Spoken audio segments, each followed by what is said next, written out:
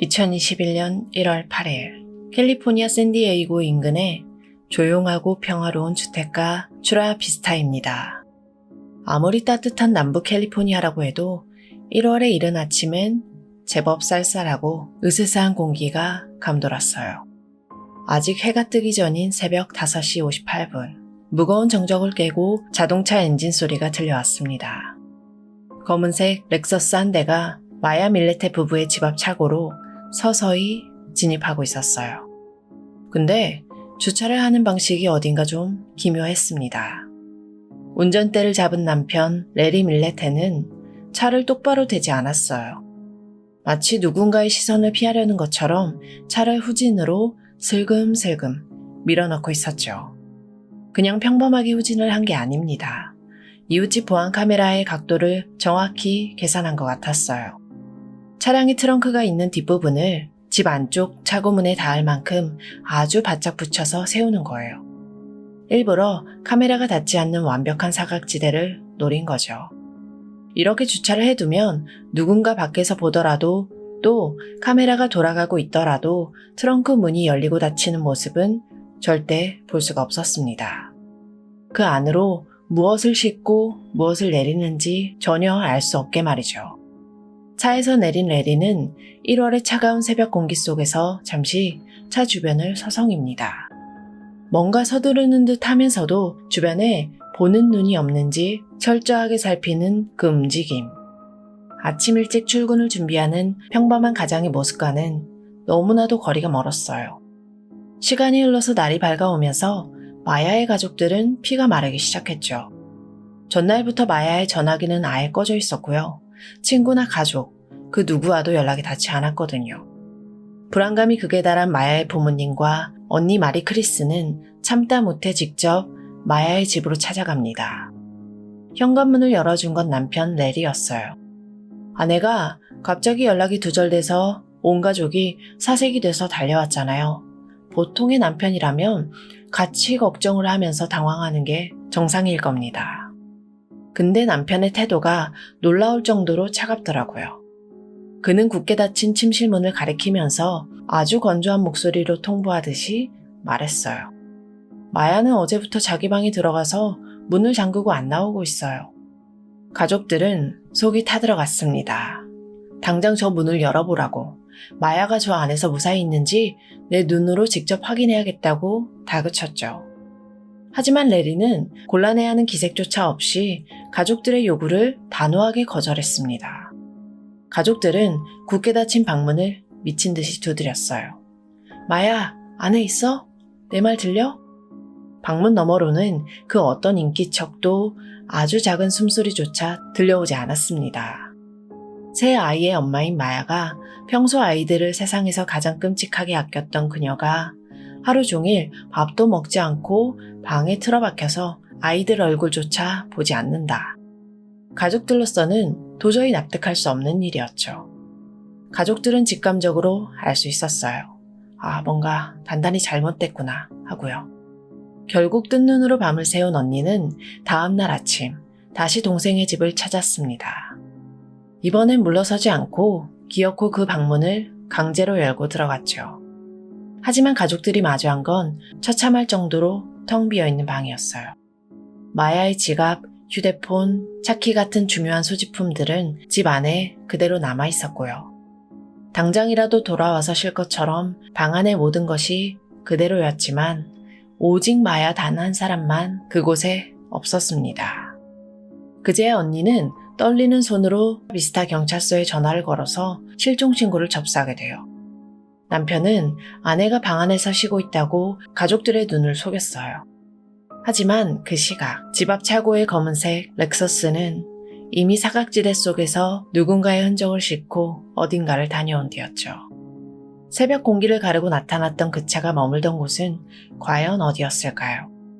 그 해답을 찾기 위해서는 시간을 조금 거슬러서 올라가야 됩니다. 두 사람이 처음 만났던 곳, 눈부신 태양과 푸른 바다가 펼쳐진 낙원, 바로 하와이였어요.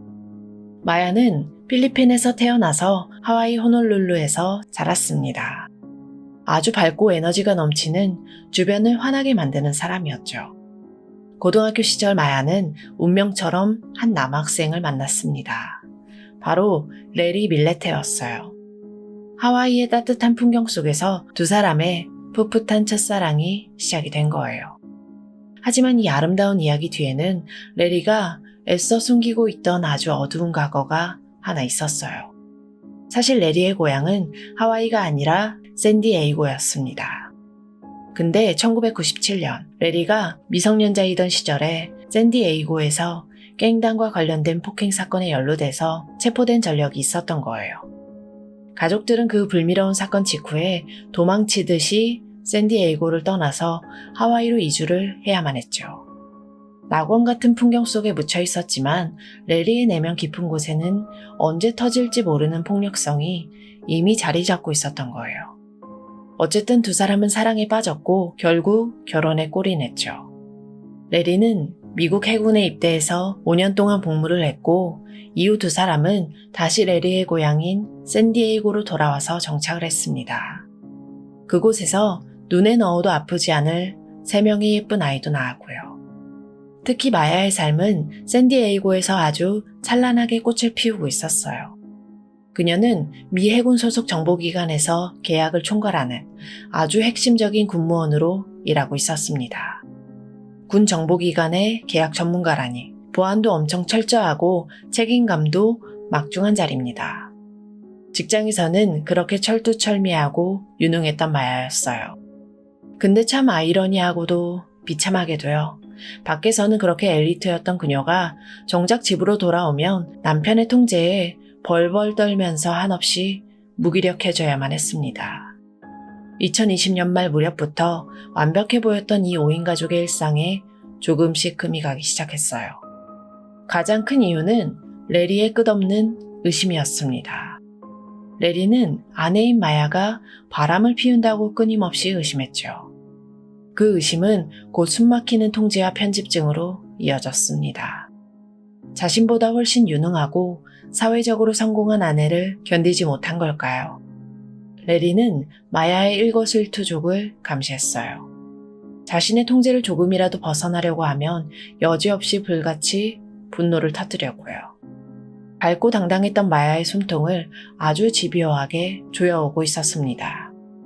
2020년 12월 눈이 내리지 않는 샌디에이고의 겨울밤은 유독 건조하고 스산했어요.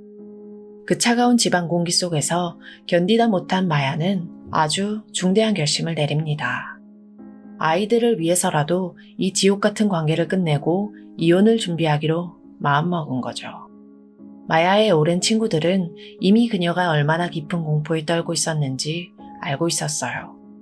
상황이 얼마나 심각했냐면 한 친구는 마야에게 자기가 가진 빈 콘도를 안가로 쓰라고 제안할 정도였습니다. 평범한 동네 주부들끼리 커피 마시면서 대화를 하는데 안가라는 단어가 등장한다는 거. 이거 자체가 얼마나 기형적이고 무서운 상황인지 짐작이 가시나요? 언제든 남편이 폭주를 하면 아이들을 데리고 거기로 숨으라고 도피처를 마련해 준 거예요. 마야는 친구들에게 남편에게 맞은 적도 있다면서 무서워서 도저히 못 살겠다고 힘겹게 털어놨대요. 자기는 어떻게 되더라도 무엇보다 아이들이 다칠까봐 그게 가장 두렵다고요. 그리고 실종되기 직전 마야는 가족과 친구들에게 마치 유언처럼 뼛속 시린 한마디를 남겼습니다. 만약 나에게 무슨 일이 생기면 그건 레리 짓이야. 행복해 보이던 5인 가족의 일상은 서서히 무너지고 있었어요. 특히 레리는 아내를 되찾기 위해서 상식 밖에 어떤 일에 집착하기 시작합니다. 그 어떤 일이라는 건 부부 상담을 받는다거나 진지한 대화를 나누는 식의 상식적인 노력이 아니었어요. 다름 아닌 주술, 이른바 흑마술이었습니다. 나중에 경찰이 레리의 컴퓨터와 휴대폰을 압수해서 대대적인 디지털 포렌식을 해봤거든요. 그 안에서 정말 소름 끼치고 기괴한 기록들이 무더기로 쏟아져 나왔어요. 레리가 인터넷에서 활동하는 주술사들, 이른바 스펠캐스터들에게 보낸 이메일이 무려 1200통이나 발견된 거예요. 1200통이요. 하루에도 수십 번씩 어두운 방 안에서 컴퓨터 모니터 불빛에만 의지한 채 그 섬뜩한 메일들을 써내려갔을 레리의 모습 한번 상상해보세요. 처음에는 그저 아내의 마음을 돌려달라는 식의 애원이었을지도 모릅니다. 하지만 시간이 갈수록 메일의 내용은 단순한 집착을 넘어서 아주 어둡고 파괴적인 저주로 변해갔죠. 이 말도 안 되는 어둠의 주술에 빠져서 레리가 주술사들에게 갖다 바친 돈만 무려 수천 달러, 우리 돈으로 수백만 원에 달합니다. 자신보다 잘 나가는 아내, 자신을 떠나려는 아내를 내 곁에 묶어두기 위해서 레리는 흑마술사들에게 이렇게 요구했어요. 그녀가 내 발 아래에 굴복하게 해주세요. 그녀를 불행하게 만들어주세요. 이렇게요. 아내를 진심으로 사랑해서 붙잡고 싶은 게 아니었던 거예요.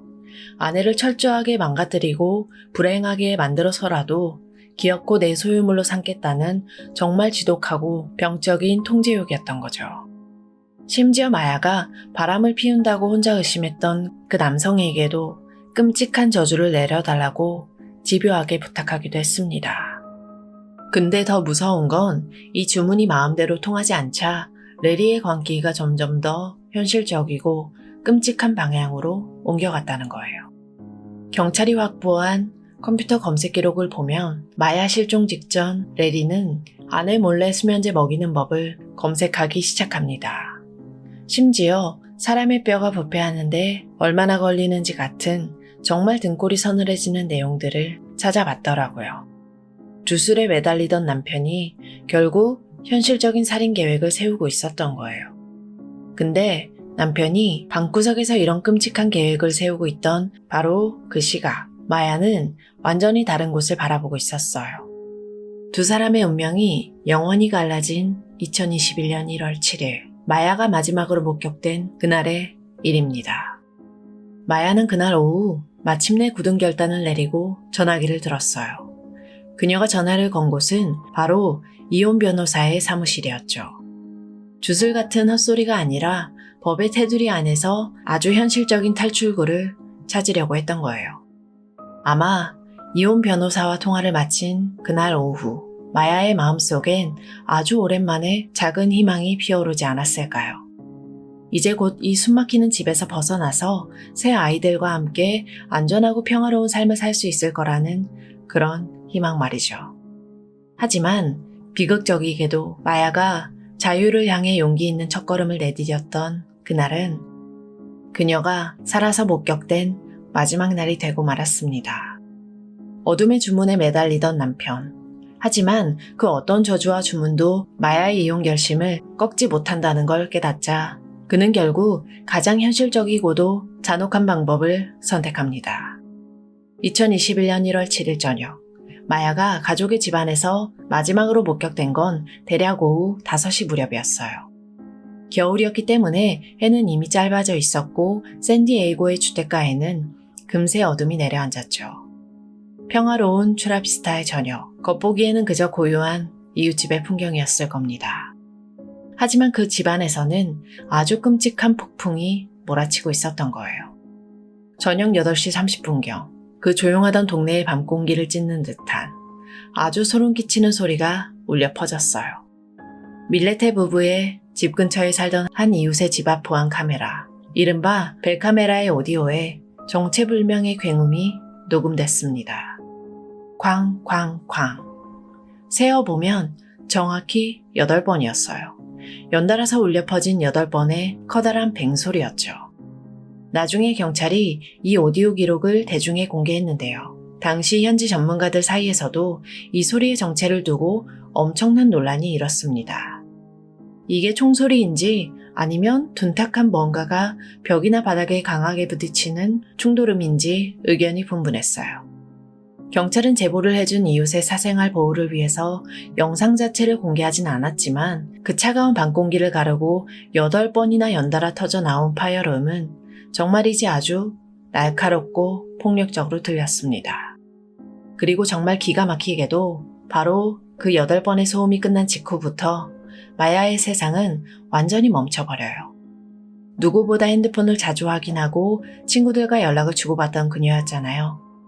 하지만 이 굉음 이후로 그 시간부로 마야의 모든 연락과 흔적이 그냥 세상에서 뚝 끊겨버린 거예요.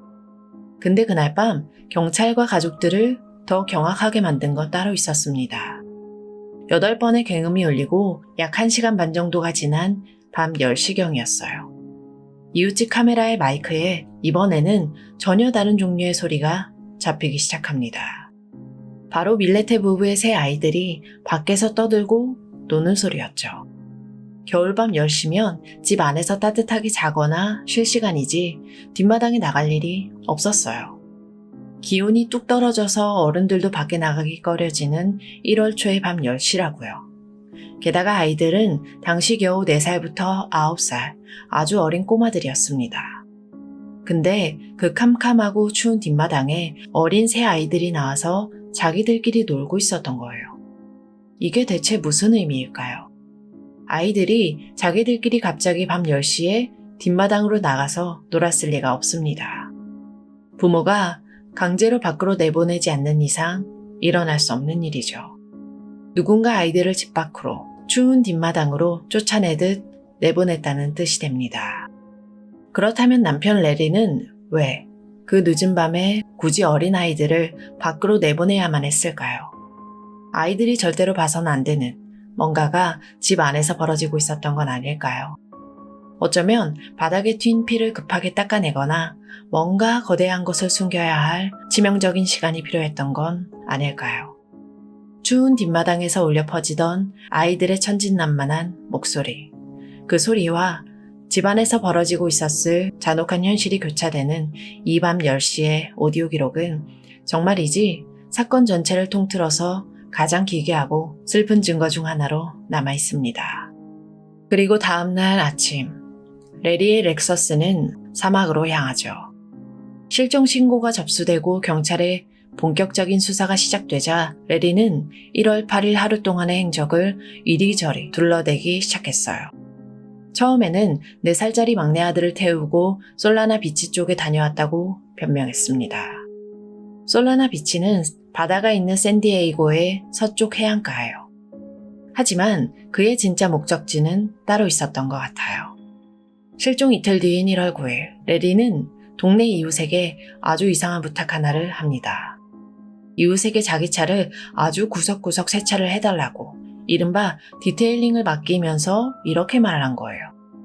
앉아보려고 사막에 다녀왔더니 차가 지저분해져서요. 깨끗하게 좀 닦아주세요. 자기 입으로 샌디에이고 동쪽에 있는 그 거대한 사막지대에 다녀왔다고 실토를 한 셈이죠. 해안가에 다녀왔다는 처음 진술과는 완전히 정반대 방향이었습니다. 앞뒤가 뻔히 안 맞는 거짓말을 한 거예요. 그는 사막의 모래먼지뿐만 아니라 차 안에 남아있을지도 모르는 마야의 마지막 흔적을 서둘러서 지우려고 했던 거겠죠. 실제로 나중에 경찰이 이 차량을 압수해서 정밀 감식을 해보니까 차량 내부에서는 아주 독한 세제 냄새가 진동을 했다고 합니다.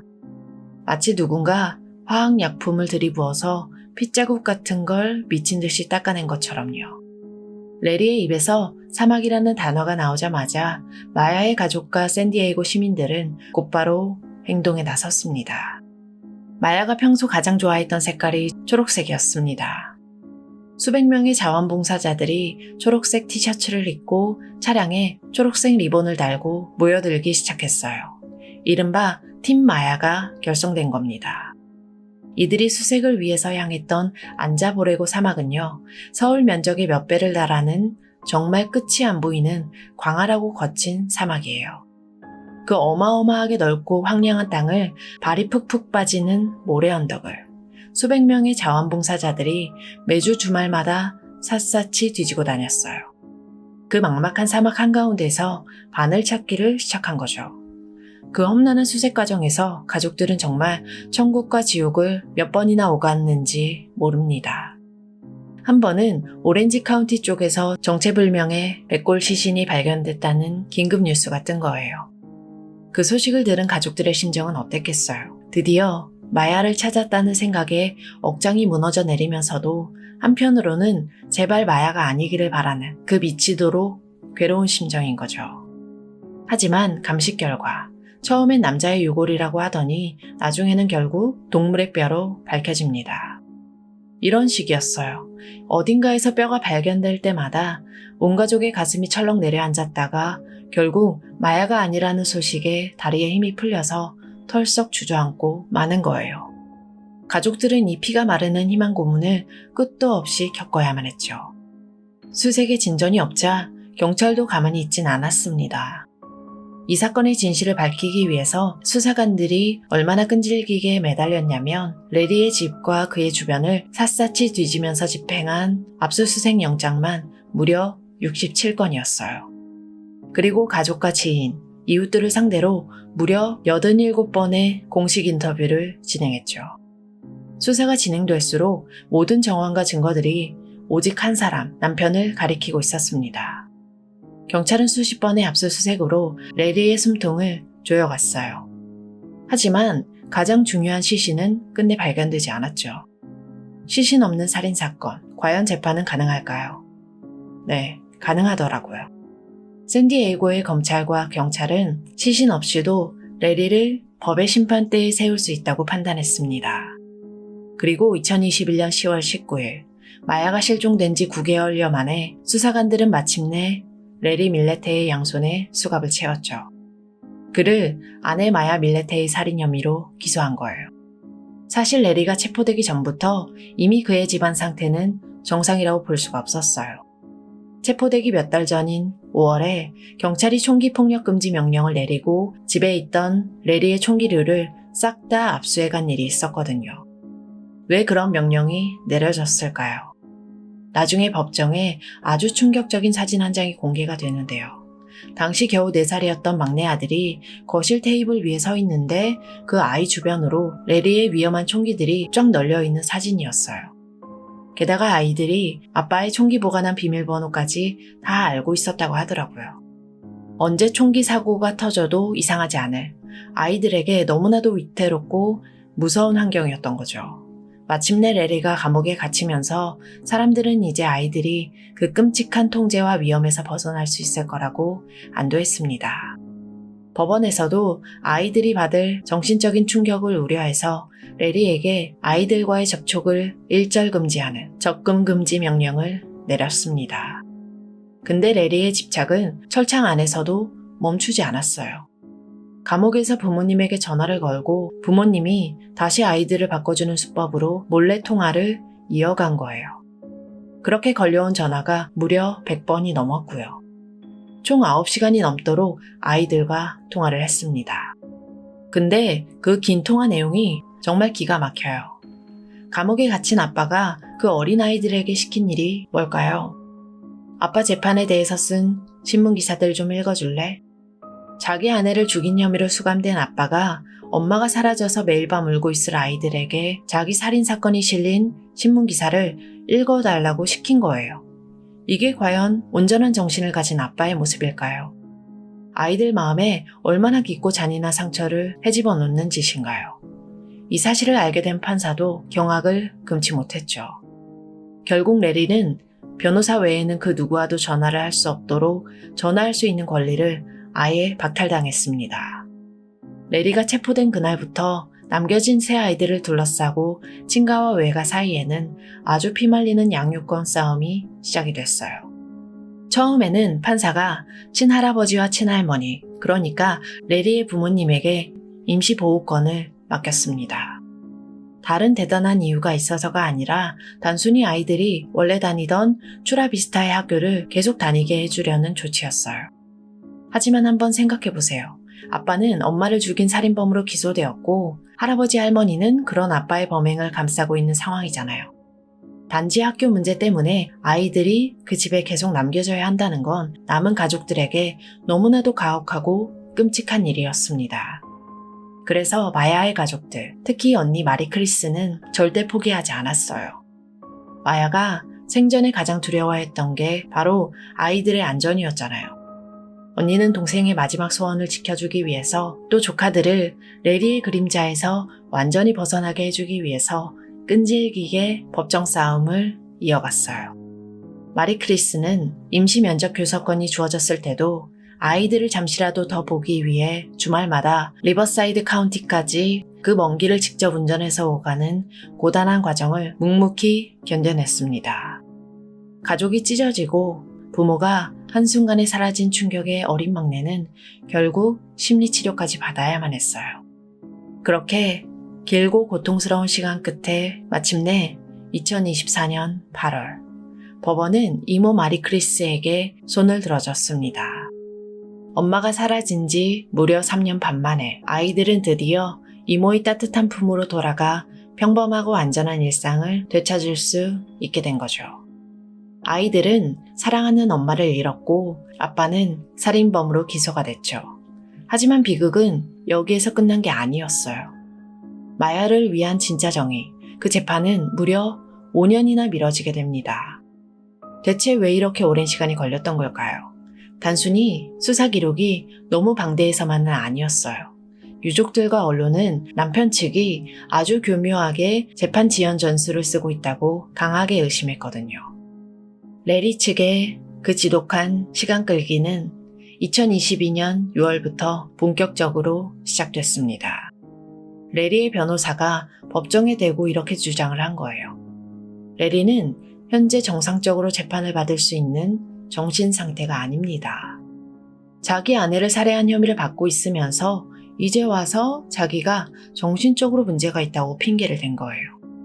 결국 이 주장 때문에 판사는 레리에게 주립정신병원에서 정신감정을 먼저 받으라고 명령을 했고요. 여기에서 또 몇 달이라는 귀중한 시간이 아주 허무하게 흘러가 버렸죠. 다행히 그해 9월 판사는 레리가 재판을 받기에 충분히 정상적이라고 판결을 내렸습니다. 하지만 레리 측의 지연 작전은 여기에서 끝이 아니었어요. 이번에는 돈을 핑계로 대기 시작했습니다. 재정적인 어려움이 있어서 변호사 비용을 대기가 힘들다. 그래서 재판을 준비할 시간이 더 필요하다면서 계속해서 미룬 거예요. 아내한테는 저주를 걸겠다고 얼굴도 모르는 인터넷 흑마술사들한테는 우리 돈으로 수백만 원씩 펑펑 쏟아부었던 사람인데 정작 자기가 살인죄로 재판을 받아야 할 때는 변호사 선임할 돈이 없다고 앓는 소리를 하면서 시간을 끈 거예요. 가족들 입장에서는 정말 기가 막힐 노릇이죠. 원래 2025년 7월에 열리기로 했던 재판은 2026년 1월로 미뤄졌고요. 그 다음엔 3월로 그리고 또다시 5월로 끝도 없이 연기가 됐습니다. 동생을 잃고 하루하루 지옥 같은 날들을 버티고 있는 가족들 입장에서는 정말 억장이 무너지고 피가 마르는 끔찍한 시간이었을 거예요. 하지만 그 길고 잔인했던 5년의 시간 동안 세상의 관심이 조금씩 멀어질 때도 절대 포기하지 않는 사람들이 있었어요. 바로 팀 마야입니다. 마야가 실종된 2021년 1월 7일부터 지금까지 날짜로 따지면 무려 1900일이 훌쩍 넘는 아주 긴 시간이 흘렀습니다. 샌디에이고의 그 뜨거운 여름 떼약볕 아래서도 살을 이는 겨울바람 속에서도 이 자원봉사자들과 가족들은 매주 주말마다 마야를 찾기 위해서 거친 사막과 산기슭을 헤맸어요. 초기에는 동네 나무들마다 선명하게 묶여있던 초록색 리본들이 5년이라는 긴 세월의 비바람을 맞으면서 색깔이 쫙 빠지고 너덜너덜해졌습니다. 하지만 마야를 향한 사람들의 마음과 기억만큼은 절대 빛바래지 않았던 거예요. 그리고 마침내 바로 며칠 전이죠. 2026년 5월 11일. 길고 길었던 5년간의 지연과 기다림 끝에 드디어 샌디에이고의 법원에서 마야 사건의 첫 재판이 열렸습니다. 그날 법정 앞의 공기는 정말 숨막힐 정도로 팽팽했어요. 5월의 캘리포니아 햇살은 참 눈부시게 밝았지만 법정 문을 열고 들어서는 마야 가족들의 표정에선 슬픔도 슬픔이지만 이번에는 절대 물러서지 않겠다는 도끼 같은 게 느껴졌죠. 언니 마리 크리스는 이번에도 어김없이 동생 마야의 얼굴이 담긴 사진을 가슴에 꼭 품고 피고인석을 매섭게 쏘아봤습니다.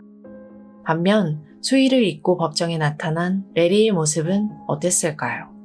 그는 지난 5년 전 수색 현장에서 그랬던 것처럼 이번에도 초점 없는 눈빛으로 고개를 푹 숙인 채 가족들의 시선을 철저히 피했습니다. 드디어 살인자에게 책임을 물을 수 있는 진짜 싸움의 막이 오른 거예요. 마야는 여전히 가족의 품으로 돌아오지 못했습니다. 하지만 이제 법정의 시간은 흐르기 시작했죠. 사실 이 재판이 열리기 불과 열흘 전이었던 5월 1일은 마야의 45번째 생일이었어요. 가족들은 사랑하는 딸이자 동생의 생일 파티를 여는 대신에 차가운 법정 문을 열고 들어가 살인범의 얼굴을 마주해야만 했습니다. 시신이 없는 살인사건, 과연 배심원들은 어떤 판결을 내리게 될까요? 이 사건의 전체적인 흐름을 가만히 들여다보면 그 안에는 가정폭력의 아주 전형적이고 끔찍한 수법이 숨어 있습니다. 바로 통제, 이른바 강압적 통제라는 거예요. 레리는 처음부터 마야에게 물리적인 주먹을 휘두른 건 아니었을 거예요. 휴대폰을 검사하고 만나는 사람을 의심하고 심지어 인터넷 흑마술사에게 저주를 사죄하면서까지 아내의 일상을 거미줄처럼 올감했죠. 처음에는 사랑이나 관심인 줄 알았던 그 집착이 결국 얼마나 끔찍한 비극으로 끝이 나는지 이 사건이 우리 사회에 아주 뼈아픈 경고를 던져주고 있습니다. 마야는 밖에서는 해군 기관의 군무원으로 아주 유능하고 당당한 여성이었잖아요. 주변 사람들에게 항상 밝은 미소를 보여주던 에너지가 넘치는 새 아이의 엄마였고요. 하지만 그 환한 웃음 뒤에는 언제 폭발할지 모르는 남편의 분노에 대한 엄청난 공포가 숨겨져 있었던 거죠. 어쩌면 마야는 무너져가는 가정을 어떻게든 지켜보려고 또 사랑하는 아이들을 위해서 스스로를 다독이면서 버텼을지도 몰라요. 하지만 평범한 동네 주부의 입에서 안가로 피신해야 할지도 모른다는 이야기가 나왔을 때 우리는 그 보이지 않는 멍자국과 미세한 비명소리를 더 예민하게 알아차려야 했습니다. 가장 안전해야 할 집이 누군가에게는 언제 목숨을 잃을지 모르는 지옥 같은 감옥이었다는 뜻이니까요. 마야가 실종 직전 사랑하는 가족과 친구들에게 남겼던 그 서늘한 한마디를 마지막으로 다시 한번 떠올려보게 됩니다. 만약 나에게 무슨 일이 생기면 그건 레리 짓이야. 그녀는 이미 자신이 마주할 비극을 예감하고 가장 확실한 단서를 남겨두고 떠난 건 아닐까요? 초록색 리본이 빛바래도록 포기하지 않았던 가족들과 자원봉사자들의 땀방울, 그리고 5년이라는 긴 기다림 끝에 마침내 막을 올린 이 재판이 부디 새 아이들과 마야의 가족들에게 진짜 정의를 되찾아주기를 간절히 바라겠습니다. 레리의 판결이 정해지면 그때 다시 말씀드리도록 하겠습니다. 안타깝게 희생당한 피해자분의 명복을 빌겠습니다. 지금까지 고요한 밤이었습니다.